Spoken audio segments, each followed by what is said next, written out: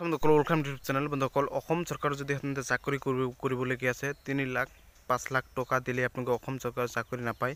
অসমৰ সাধাৰণ মুখ্যমন্ত্ৰী ডাঙৰীয়ে নিজে ঘোষণা কৰিছে। মুখ্যমন্ত্ৰী ডাঙৰীয়ে নিজৰ মুখেৰে আপোনালোকে কথাখিনি শুনিব পাৰিব। আপোনালোকে ভিডিঅ'টো স্কিপ নকৰি চাব। ভিডিঅ'টো ডাঙৰ হৈ যাব। মুখ্যমন্ত্ৰী ডাঙৰীয়া স্কিপ কৰি আপোনালোকে ডাইৰেক্ট মই আপোনালোকক শুনাই দিম। হয়, সকলোবোৰ নিকা হ'ব, মেৰিট হিচাপত হ'ব। আৰু আপোনালোকৰ ইতিমধ্যে মুখ্যমন্ত্ৰী ডাঙৰীয়ে ঘোষণা কৰিছে, নিজৰ মুখেৰে শুনিব পাৰিব যে সকলোবোৰ সাধাৰণতে যোগ্যতা ভিত্তিত চাকৰি দিয়া হ'ব। ইতিমধ্যে সকলো ল'ৰা ছোৱালী সাধাৰণতে কেৱল এটা কথাই সোধে, পৰীক্ষা কেতিয়া হ'ব, ফিজিকেল কেতিয়া হ'ব, এইটো কথাই সোধে। কোনো ধৰণৰ সাধাৰণতে আপোনাৰ সাধাৰণতে এই চাকৰি কেতিয়া কি হ'ব নহ'ব বন্ধুসকল সেইটো কোনো কথা নাই। টকাৰ কোনো খেলিমেলি নহ'ব। আৰু অসম চৰকাৰৰ সকলোবোৰ চাকৰিবোৰ নিকা মেৰিট হিচাপত দিয়া হ'ব। মুখ্যমন্ত্ৰী ডাঙৰীয়ে নিজে ঘোষণা কৰিছে। আৰু মুখ্যমন্ত্ৰী ডাঙৰীয়ে কি কৈছে নিজৰ মুখেৰে আপোনালোকে গোটেইখিনি কথাখিনি আপোনালোকে শুনিব পাৰিব। বন্ধুসকল তাৰ আগতে অনুৰোধ জনাই যিসকলে মোৰ চেনেলটো প্ৰথমবাৰ ভিজিট কৰিছে চেনেলটো ছাবস্ক্ৰাইব কৰি দিব। আৰু অসম পুলিচৰ ফিজিকেল কেতিয়া হ'ব আৰু সেই বিষয়ে মুখ্যমন্ত্ৰীয়ে কেইবাটাও বিষয়ত ঘোষণা কৰিলে। আৰু অসমৰ গ্ৰেড 4 পৰীক্ষাৰ ওপৰত ঘোষণা কৰিলে। অসমৰ চাকৰিসমূহ কোনো ধৰণৰ টকা পইচাৰ নহয়। এইটো চৰকাৰ অহাৰ পিছত অসমৰ মুখ্যমন্ত্ৰী ডক্টৰ হিমন্ত বিশ্ব শৰ্মা চৰকাৰ অহাৰ পিছতে কোনো ধৰণৰ কেলেংকাৰী হোৱা নাই। সকলোবোৰ নিকা হৈছে, মেৰিট হিচাপত হৈছে। ধন্যবাদ জ্ঞাপন কৰিছোঁ, মোৰ অন্তৰৰ ফালৰ পৰা ধন্যবাদ জ্ঞাপন কৰিছোঁ CMক। আৰু সকলো নিকা দিছে আৰু সকলো নিবনুৱাসকলক চাকৰি দি আছে। মই যোৱা বছৰতে মই নিজে পাছ কৰিছোঁ ৰিটেন এক্সাম, কিন্তু ভাইভা টেষ্টটো বেয়া হৈছিল। মই নিজে গম পাওঁ, সেইবাবে মই ফেইল কৰিছিলোঁ। আৰু কোনো ধৰণৰ টকা পইচাৰ বলতে কোনো অসমৰ চাকৰি কিনিব নোৱাৰিব। সকলোৱে ভালকৈ প্ৰিপাৰেশ্যন কৰক। প্ৰিপাৰেশ্যনৰ বাহিৰে একো পন্থা নাই। প্ৰিপাৰেশ্যন কৰিলেহে আপোনালোকে চাকৰি পাব পাৰিব। মেৰিট হিচাপত যাব, কাট অফ হিচাপত যাব। আৰু আপোনালোকে সকলোবোৰ সাধাৰণতে নিকা হ'ব। আৰু সকলো পৰীক্ষা ইলেকশ্যনৰ পিছতে হ'ব। মুখ্যমন্ত্ৰী ডাঙৰীয়ে কি কৈছে আপোনালোকে নিজৰ স্কিপ নকৰি আপোনালোকে ভিডিঅ'টো চাওক। সকলোবোৰ চাকৰি দিয়াটো সহজ, এটকাও ঘোষ নোলোৱাকৈ দিয়াটো বহুত টান কাম। एटोकाउ घूस नुलुआ कोई आज मैं बोला एक बार चेक कर लीजिए, अगर मैं झूठ बोला हूं और दूसरा बार मैं आपका प्रदेश में नहीं आऊंगा। आज অসমৰ এই কথাবোৰ মানুহে বিশ্বাস নকৰে যে 1 লাখ চাকৰি আমি দিব পাৰো। চাকৰি দিয়াটো সহজ, এটকাও ঘোষ নুলুৱাকৈ দিয়াটো বহুত টান কাম। এটকাও ঘোষ নুলুৱাকৈ ডেকা লৰাই মোক সুধি আছিলে, দাদা পুলিচৰ ইন্টাৰভিউ ডেট কেতিয়া হ'ব? এইটো নকয় যে মোক চাকৰি দিয়ক, খালি খুৰে ডেট কেতিয়া, কাৰণ তেওঁলোকে জানে যে 5 লাখ 4 লাখ টকালৈ চাকৰি দিয়াৰ সময় গুচি গ'ল। এতিয়া মই মাত্ৰ দৌৰিব লাগে আৰু চৰকাৰী চাকৰি পাব লাগে। আজি অসমত 3rd গ্ৰেড 4th গ্ৰেডৰ পোষ্ট ওলাই, কোনো আমাৰ ওচৰত নাহে চাকৰিৰ কাৰণে। ACS APSCৰ চাকৰি ওলাই, কোনো আমাৰ ওচৰত নাহে। কিয় নাহে? আমাৰ ওপৰত বিশ্বাস নিৰ্মাণ হ'ল যে এইখন চৰকাৰে টকা নাখায়, চাকৰিৰ নামত টকা নলয়। দুখীয়া আৰু দৰিদ্ৰ মানুহক চৰকাৰী চাকৰি কৰ্ম সংস্থাপন দিয়াই আমাৰ আটাইতকৈ পবিত্ৰ ধৰ্ম। এই কথা যি অসমৰ প্ৰতিজন দুখীয়া মানুহে বুজি পায়। শ্ৰদ্ধাৰ ৰাইজ, যেতিয়া মই তাতে গৈ কৈছিলো যে আমি মুখ্যমন্ত্ৰী আৱাস যোজনা কৰিম, তেওঁলোকে কয় যে স্যাৰ আসাম में कैसे संभव होगा? অসমত সকলো সম্ভৱ। এইখন ৰত্নগৰ্ভ অসম, ইয়াত সকলো সম্ভৱ। মাত্ৰ অসমৰ মানুহে যেনেকে লাচিতে সংকল্প লৈছিল মই মোগলক হৰুৱাম, তেনেকে আমি সংকল্প ল'ব লাগে। এবাৰ সংকল্প ল'ব লাগে যে খেতি পথাৰবোৰ খালী হৈ পৰি থাকিব নিদিওঁ। এবাৰ সংকল্প ল'ব লাগে মই ডেকা ল'ৰা, দেউতা মাক কষ্ট নিদিওঁ, নিজে কিবা এটা কৰি খাম। এবাৰ সংকল্প ল'ব লাগে আন্দোলন নকৰো, পঢ়িম। এবাৰ সংকল্প ল'ব লাগে মই পঢ়ুৱাম। এবাৰ সংকল্প ল'ব লাগে গাঁৱে ভূঞে আমি খেলা ধূলা সংস্কৃতিৰ পৰিৱেশ এটা নিৰ্মাণ কৰিম। এইখন মোৰ শুৱনি অসম, এইখন মোৰ সুজলা সুফলা অসম। এই অসমখনত যোৱা 20 বছৰে বোমা গুলি বাৰুদেৰে আমাৰ এই মৰমৰ অসমখনক আমি এক অন্য ৰাস্তালৈ লৈ গৈছিলো। আজি অসমখন উভতি আহিছে, পুনৰ সেই সুজলা সুফলা অসমখন আমি যেন কৰবাত দেখিবলৈ পাইছো। আৰু এই অসমখনক আমি যদি আগুৱাই লৈ যাব পাৰো, লাচিতে যেনেকে মোগলক পৰাস্ত কৰিছিল, আমিও বিকাশৰ নতুন জয়গানেৰে আমি ভাৰতৰ ভিতৰতে আমাৰ ৰাজ্যখনক আমি প্ৰতিষ্ঠা কৰিব পাৰিম। শ্ৰদ্ধাৰ ৰাইজ, আমি সংকল্প ল'ব লাগিব। বহুত হৈ গ'ল ৰাজনীতি, বহুত হৈ গ'ল ধৰ্ণা ধৰ্মঘট আন্দোলন, একো ফল নিদিয়ে।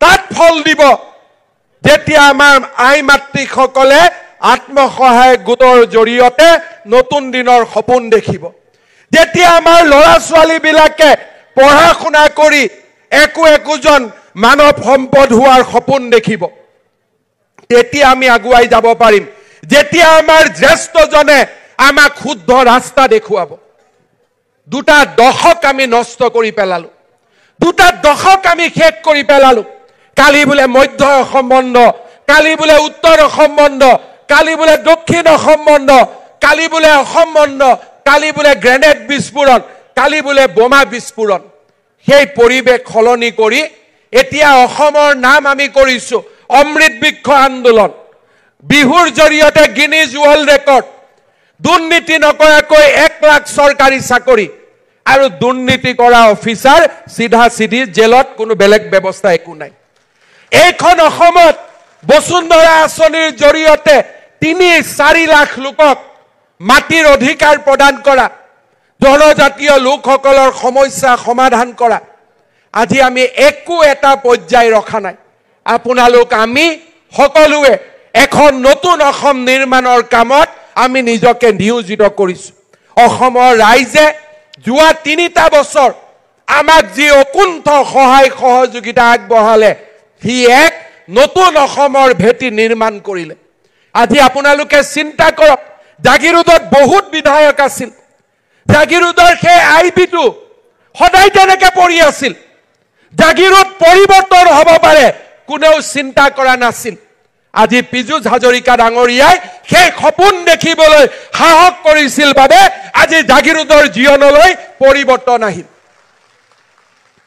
সপোন দেখাৰ সাহস লাগিব আৰু সপোন দেখাৰ বাবে জাগিৰোডৰ ৰাইজৰ আশীৰ্বাদ লাগিব 114 কোটি টকা এটা দিনত জাগিৰোডৰ মানুহে আগতে কেতিয়াও মই 20 বছৰ ধৰি বিধায়ক হৈ আছো বহু কেইজন জাগিৰোডৰ বিধায়কৰ লগত মই একেলগে কাম কৰিছো কাকো মই সমালোচনা নকৰো পৰিবেশ নাছিল আজি আমাৰ অসমত এটা পৰিবেশ নিৰ্মাণ হৈছে আৰু পৰিবেশ নিৰ্মাণ হৈছে বাবে আজি আমি মৰিগাঁওৰ দৰে জাগাটো মেডিকেল কলেজ বনোৱাৰ কথা চিন্তা কৰিব পাৰিছো আজি পৰিবেশ নিৰ্মাণ কৰাৰ বাবে আজি আমি জাগিৰোডত বৃহৎ উদ্যোগৰ আমি সপোন দেখিব পাৰিছো আৰু মোৰ সপোনটো বহুত আগলৈ মই যেতি মাজে মাজে কওঁ যে ব্ৰহ্মপুত্ৰৰ তলেদি টানেল হ'ব মানুহে মোক হাঁহে এতিয়া সাহসেৰে কৈছো কাৰণ হোৱাটো নিশ্চিত হৈ গ'ল যেতিয়া মই আঁচনিবিলাকৰ কথা কওঁ তেতিয়া মানুহে কয় যে কেনেকৈ সম্ভৱ অসমৰ মানুহৰ আশীৰ্বাদ থাকিলে অসম্ভৱকো সম্ভৱ দিনকো ৰাতি কৰাৰ শক্তি আমাৰ আছে একেলগে মিলি আমি সেই সপোন দেখিম আৰু সেই সপোন আমি বাস্তৱত ৰূপায়িত কৰিম হৰাইঘাট যুদ্ধত লাচিত জিকিব বুলি কোনেও ভবা নাছিল কিন্তু লাচিতে জিকি প্ৰমাণ কৰিছিল যে অসমীয়াই সকলো কৰিব পাৰে আৰু সেই নতুন দিনৰ বাবে আমি সাজু হ'ব লাগিব 2024 বৰ্ষ অসমৰ বাবে সুন্দৰ হওক অসমৰ বাবে সমৃদ্ধিশালী হওক 2024 চনত ভগৱান আৰু আমি সকলোৱে আশা কৰিছো নৰেন্দ্ৰ মোদী যাতে তৃতীয়বাৰৰ বাবে দেশৰ প্ৰধানমন্ত্ৰী হয় আমাৰ ৰাজ্যখনক আৰু আমাৰ দেশখনক গৌৰৱৰ এক নতুন গাথালৈ মোদী ডাঙৰীয়াই যাতে লৈ যাব পাৰে আজি আমাৰ কল্পনা সীমিত নহয় আজি আমি চন্দ্ৰলৈও যাব পাৰো G20 সভাও আমি ভাৰতত কৰিব পাৰো এদিন যি আমেৰিকাৰ ৰাষ্ট্ৰপতিৰ এপইন্টমেন্ট নাপাইছিল সেই ভাৰতৰ প্ৰধানমন্ত্ৰী আমেৰিকাত গলে আমেৰিকাৰ সংসদে থিয় হৈ আমাৰ প্ৰধানমন্ত্ৰীক অভিবাদন কৰে এয়া নতুন ভাৰত এয়া নতুন অসম 2024 চনে সেই নতুন ভাৰত সেই নতুন অসমৰ সংকল্পক আৰু শক্তিশালী কৰক বিকশিত ভাৰত বিকশিত অসম আত্মনিৰ্ভৰশীল ভাৰত আৰু আত্মনিৰ্ভৰশীল অসমৰ এক নতুন গাথা নিৰ্মাণ হওক মোৰ শুৱনা মোৰ সুফলা সুজলা এই অসমখনে আৰু আগবাঢ়ি যাওক 2024 চনৰ বৰ্ষটো প্ৰতি বছৰে অনুষ্ঠিত জোনবিল মেলাই অসমৰ প্ৰাচীন পৰম্পৰাৰ গৰিমামণ্ডিত ইতিহাসৰ কথা আমাক সোঁৱৰাই দিয়ে পাহাৰৰ পৰা মামা মামীসকলে এই মেলালৈ আহি বিনিময় পথাৰে বস্তু ক্ৰয় বিক্ৰয় কৰা গোভা ৰজাৰ দৰবাৰ আদিয়ে এই মেলাৰ অনন্য বৈশিষ্ট্যৰে অঞ্চলটোক মহিয়ান কৰি ৰাখিছে। জাগিৰোড সমষ্টিৰ পবিতৰা অভয়াৰণ্য ৰাজ্যৰ পৰ্যটন ক্ষেত্ৰৰ অন্যতম আকৰ্ষণৰ স্থলী মায়তি পূৰ্ণ হৈ আছে। অঞ্চলটোত থকা এছিয়াৰ সৰ্ববৃহৎ শুকান মাছৰ বজাৰখনে ৰাজ্যৰ অৰ্থনৈতিক দিশত প্ৰভূত বৰঙণি যোগাই আহিছে। জাগিৰোড অঞ্চলৰ মন্দিৰসমূহে আমাৰ আধ্যাত্মিক জীৱনধাৰাক শক্তিশালী কৰি আহিছে। দেওশাল মন্দিৰৰ আজি ধৰ্মীয় পৰ্যটকৰ বাবে এক আকৰ্ষণীয় স্থানত পৰিণত হৈছে। গোভা ৰজাই এই মন্দিৰত পূজা পাতল কৰিছিল। সীতা জখলা অসমৰ দুগ্ধ উৎপাদনৰ ক্ষেত্ৰত এটা চিনাকি নাম আৰু অসমৰ ঘৰুৱা অৰ্থনীতিৰ এক গুৰুত্বপূৰ্ণ অংগ। ব্ৰহ্মপুত্ৰৰ বালিচৰ পাহাৰৰ নান্দনিক দৃশ্যৰে ভৰপূৰ চনকা বনভোজ আৰু পৰ্যটন অতি জনপ্ৰিয় ঠাই। অসমীয়া সাহিত্য জগতৰ কাণ্ডাৰী লক্ষ্মীনাথ বেজবৰুৱাৰ জন্ম হৈছিল আহতগুৰিত। ঊনবিংশ শতিকাত এইগৰাকী মহান সাহিত্যিকে অসমীয়া ভাষা সাহিত্যৰ জগতলৈ আগবঢ়াই যোৱা স্মৃতি আমাৰ বাবে সদায় পাতস্মৰণীয়। মই আজি আপোনালোকক অত্যন্ত আনন্দ সহকাৰে ঘোষণা কৰিছোঁ যে এই বছৰৰ পৰা আগৰ দৰে আমি জাগিৰোডৰ আহতগুৰিৰ মহৰ যুঁজ আমি ভোগালী বিহুৰ সময়ত পালন কৰিব পাৰিম আৰু এই ক্ষেত্ৰত থকা সকলো বাধা নিষেধ চৰকাৰে প্ৰত্যাহাৰ কৰিছে। আজি আমাৰ জাগিৰোড সমষ্টিত 85 কোটি টকাৰে ৰেলৰ উৰণ সেতু নিৰ্মাণ হ'ল। তৰঙা বিলৰ সৌন্দৰ্য বৰ্ধন আৰু বিলৰ পাৰত চাইকেল ট্ৰেক নিৰ্মাণ হ'ল। লোক নিৰ্মাণ বিভাগৰ পৰিদৰ্শন বঙলা প্ৰায় 9 কোটি টকাৰে নিৰ্মাণ হ'ল। জাগিৰোড উন্নয়ন প্ৰাধিকৰণৰ স্থায়ী কাৰ্যালয় হ'ল। 750খন আসনযুক্ত ক্ৰীড়া সন্থাৰ আটকধুনীয়া প্ৰেক্ষাগৃহ নিৰ্মাণ হ'ল। জাগিৰোডত জনসংযোগ বিভাগৰ ডিজিটেল LED বিলবোৰ্ড নিৰ্মাণ হ'ল। শ্ৰদ্ধাত ৰাজ্য চৰকাৰে কাছাৰ পেপাৰ মিল আৰু জাগিৰোড পেপাৰ মিলৰ বাবে ৰাজ্য চৰকাৰে 810 কোটি টকা খৰচ কৰি জাগিৰোড আৰু কাছাৰ পেপাৰ কলৰ শ্ৰমিকসকলৰ চকুৰ পৰা চকু পানী মচি পেলোৱাৰ ব্যৱস্থা হাতত লৈছিল। এই পেপাৰ মিলৰ বহুজন যুৱক যুৱতীক আমি অসম চৰকাৰত আমি চৰকাৰী চাকৰি দিয়া পৰ্যন্ত আমি ঐতিহাসিক সিদ্ধান্ত ল'বলৈ সক্ষম হৈছিলোঁ। আজি মই বিশ্বাস কৰোঁ জাগিৰোডৰ পেপাৰ কলৰ দুখ লগা ইতিহাস আজি অতীত হৈ গ'ল। আজি জাগিৰোড পেপাৰ কলৰ কৰ্মীসকলে মোক আহি ধন্যবাদ জনাইছে। মই ভাবোঁ এয়া ধন্যবাদৰ পাত্ৰ মই নহয়, আপোনালোকৰ ভালৰ কাৰণে চিন্তা কৰা অসমৰ 3 কোটি পৰিয়াল 3 কোটি মানুহ এই ধন্যবাদৰ পাত্ৰ। কাৰণ তেওঁলোকৰ আশীৰ্বাদতেই আমি জাগিৰোড পেপাৰ মিলৰ সমস্যা সমাধান কৰিবলৈ সক্ষম হৈছিলোঁ। শ্ৰদ্ধাৰ ৰাইজ, জাগিৰোডে এতিয়া নতুন দিনৰ নতুন বিকাশৰ বাবে অপেক্ষা কৰি আছে আৰু কেইটামান দিনৰ ভিতৰতে জাগিৰোডলৈ অসমৰ সৰ্ববৃহৎ বিনিয়োগৰ আটাইতকৈ ভাল খবৰ আহিব বুলি মই বিশ্বাস কৰোঁ। মই বিশ্বাস কৰোঁ জাগিৰোডত আহিবলগীয়া বিকাশৰ বতাহে সমগ্ৰ জাগিৰোড আৰু মধ্য অসমৰ প্ৰতিচ্ছবি সম্পূৰ্ণৰূপে পৰিৱৰ্তন কৰিব। পীযুষ হাজৰিকা ডাঙৰীয়াৰ নেতৃত্বত আজি জাগিৰোডৰ জীৱনলৈ পৰিৱৰ্তন আহিছে।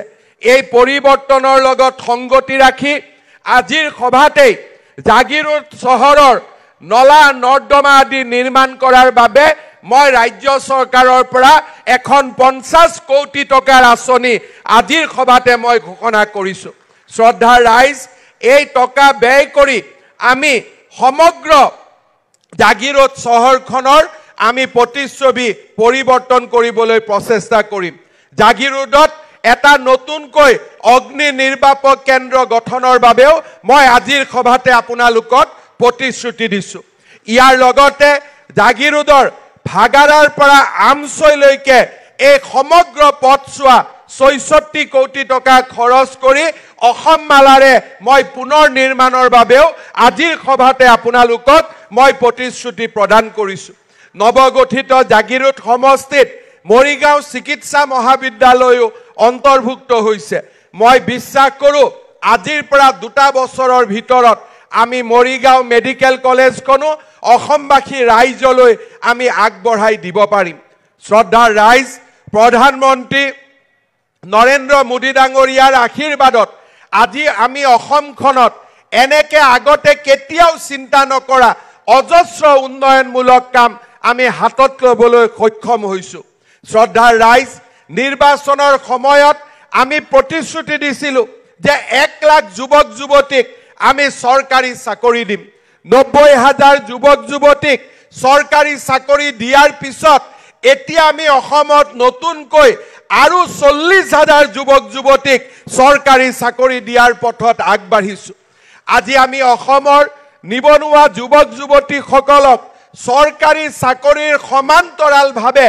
যাতে নিজৰ ভৰিৰ ওপৰত নিজে থিয় হৈ তেওঁলোকে অসমত এটা উদ্যোগীকৰণৰ বাতাবৰণ নিৰ্মাণ কৰিব পাৰে তাৰ বাবে আমি যুৱক যুৱতীসকলক বেংকৰ কোনো ধৰণৰ মৰ্টগেজ নোহোৱাকৈ চৰকাৰৰ পৰা পোনে পোনে 2 লাখ টকাৰ সাহায্য দিয়াৰ আন এখন আঁচনিও আমি ইতিমধ্যে আৰম্ভ কৰিছোঁ এই আঁচনিখন যিসকল যুৱকে লাভ কৰিব তেওঁলোকক 2 লাখ টকা আমি তেওঁলোকৰ বেংক একাউণ্টলৈকে হস্তান্তৰ কৰিম আৰু ভৱিষ্যতে তেওঁলোকে এই 2 লাখ টকাৰ উপৰিও বেংকৰ পৰা যাতে আৰু বহু টকা লোন ল'ব পাৰে তাৰ বাবে আমি তেওঁলোকক একোজন এণ্টাৰপ্ৰেনিয়ৰ হিচাপে নিৰ্মাণ কৰাৰ কৰ্মযোগ্যটো আমি জপিয়াই পৰিম শ্ৰদ্ধাৰ ৰাইজ আজি যেতিয়া মই অসমৰ গাঁৱে ভূঞে যাওঁ বিভিন্ন সময়ত ৰাইজে মোক প্ৰশ্ন কৰে যে আমাৰ ৰেচন কাৰ্ড হোৱা নাই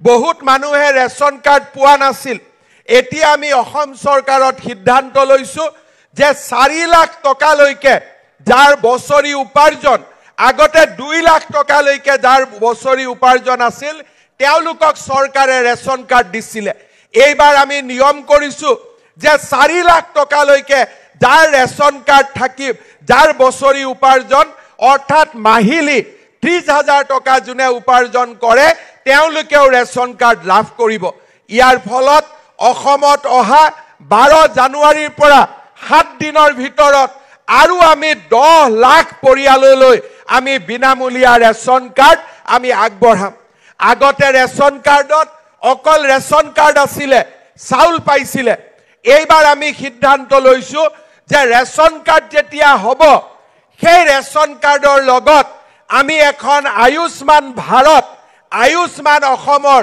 এখন আমি কাৰ্ড দিম যিখন কাৰ্ডৰ সহায়ত আপোনালোকে বছৰি অসমৰ মেডিকেল জিলা হস্পিটাল আৰু নিৰ্বাচিত নাৰ্ছিং হোমত 5 লাখ টকালৈকে আপোনালোকে বিনামূলীয়া মেডিকেলৰ সেৱা আপোনালোকে লাভ কৰিব পাৰিব চৰকাৰী আমাৰ চৰকাৰী ৰেচন কাৰ্ড হ'ল 5 কেজিকৈ চাউল পালোঁ আৰু তাৰ লগতে আমি 5 লাখ টকাৰ মেডিকেল আমি সহায়ৰো আমি ব্যৱস্থা পালোঁ আমাৰ ৰাজ্য চৰকাৰে অৰুণোদয় আঁচনি আৰম্ভ কৰিছিলে 19 লাখ হিতাধিকাৰীৰে আমি আৰম্ভ কৰা অৰুণোদয়ে 27 লাখ হিতাধিকাৰীক স্পৰ্শ কৰিলে এই বছৰ বাজেটত আমি আৰু যাতে মহিলাই অৰুণোদয় আঁচনি পাব পাৰে তাৰ বাবে আমি নতুন হিতাধিকাৰী সংযোজন কৰাৰ বাবে আমি আৰু ব্যৱস্থা হাতত ল'ম মোৰ লক্ষ্য হ'ল এটা দিন আহক যিটো দিনত অসমৰ প্ৰতিগৰাকী দুখীয়া পৰিয়ালে যাতে অৰুণোদয় আঁচনিৰ সুবিধা পাব পাৰে